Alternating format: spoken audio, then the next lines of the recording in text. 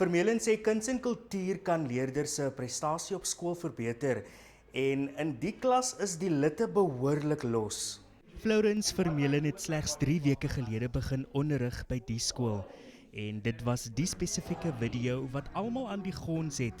Die energie in die klas is aansteeklik.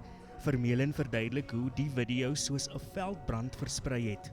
Wel, die dans en die liedjie het alles begin waar ek lesbeplanning gedoen het om die danselemente te inkorporeer in my les in. En toe ek die video maak en ek hoor na die lirieke van die liedjie, was dit vir my so wonderlik en inspirerend. Ek gedink die kinders sal baie baat by dit vind. Are you ready? Yes, sir. Are you ready? Yes, sir. Let's do this.